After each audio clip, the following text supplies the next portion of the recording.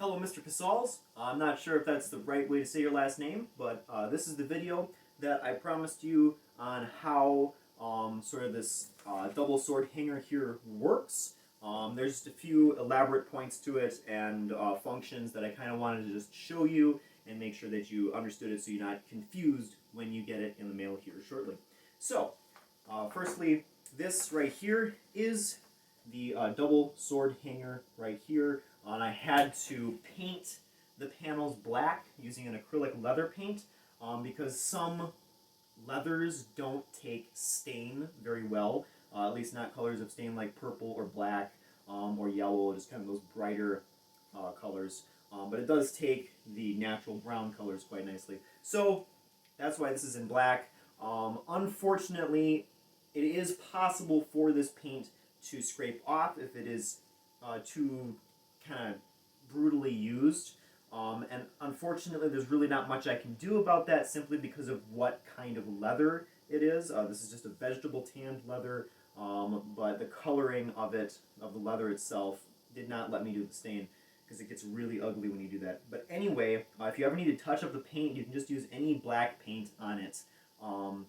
Yeah, any kind of black matte paint will work for this. So we got the hanger right there. Oh, and I did add a leg strap to this because I found that it was very useful to have a leg strap on there. And then here is the scabbard. This is also made out of all vegetable tanned leathers. This is painted too, and then we've got the purple stain on either end here. And this is a very solid scabbard. As you can see, it holds its shape and its form when you take the sword out. And there is the sword there. And I tried to make sure not to get any stain on the actual handle. By wrapping it up, and I did get some on there, but I sanded it off and resealed it. So, there is that. So let's get down to business with this hanger here. So here you've got the front hanger that holds the sword across the front of your leg, and the back hanger that kind of holds it behind your leg there. You've got this strap here, which you want to put as far behind your back as possible. When I was wearing pants with loops, I used one of the loops to kind of hold this in place. But with just a regular Renaissance belt, it'll work just fine too. And then you got, of course, these two loops here. And then the leg strap down here, which I made plenty big, because I don't know what your leg sizes look like. But if you need to punch more holes in either direction, then that's easy enough to do. You just need a hole punch. It's got a buckle right here, and this strap is actually removable. I put some Chicago screws here, which are the same kind of screws used in gun belts. So with the Chicago screw right here, you just need a regular flathead screwdriver. You can unscrew this, and you can pop all of that apart right there. You can take that off, and you can take that piece of metal off right here too. That's the other end of the screw. So that's really easy to take off if you want to, or even if you want to punch another hole in the belt and adjust where the buckle is sitting. So if you need to do any of that, that is removable. And then these two panels are also attached by another Chicago screw right here, which allows you to make this a single sword hanger instead of just a double hanger. And that's also easily unscrewed from that spot. There's a little washer in here. You don't want to lose that washer. But yeah, there you go. And the back end of this screw right here will not come apart. It won't come off because I've got a extra panel right here glued and sewn down just to prevent that from going anywhere and getting lost. And then just like that, you've got a single sword hanger. And then you want to make sure that washer is in there whenever you put this together because it allows these two parts to rotate a little bit, which gives you some more flexibility in how you have it sit on your leg. These straps here are pretty heavy duty, pretty thick, so when you're buckling it together, you might have to put some oomph into it. I tried to put enough holes in these straps that you could put something really big like this in here without a problem, and still be able to put regular swords into here as well. Because the regular sword scabbard is going to be a lot smaller than this one for this wooden sword. And that just settles up in there.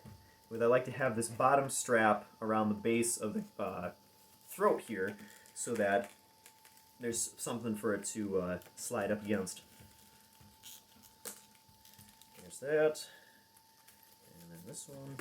And like I said, you might have to haul on it a little bit.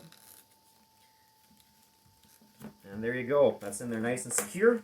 And then these guys, these buckles are sewn down with a heavy waterproof stitching, and that same stitching is on just about everything here, as well as some rivets here throughout the straps, just to give it a little bit more of a little more rugged look. Adds to the decoration. And then the straps are sewn down to the panels with a nice 2-inch stitch right there, so it's very solid. I don't think they're going to go anywhere. And it helps, especially if you're using a Renaissance belt, if you pass the belt through everything before you go to put it on. Using a gun belt that I'm working on right now. And this is pretty easy to get on even if you've got 2 swords in it.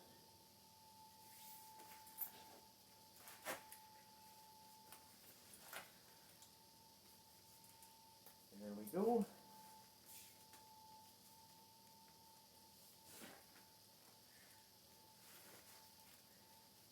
So I like to try to get this strap back here as far back this way as you can. That really helps to hold this sword back that way. Kind of get this middle strap balanced off, and then that front strap pulled around towards the buckle. That way the swords kind of stack off at different angles, and they don't bump into each other, and you can draw them both without them getting in the way of each other. And then I really like this strap down here, the leg strap, because it really helps to hold the whole thing in place.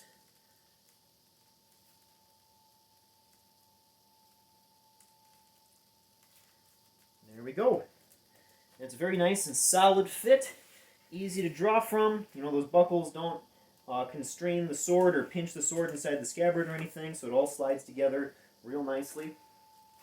Just make sure you don't sit on your swords, as usual. You know how that goes.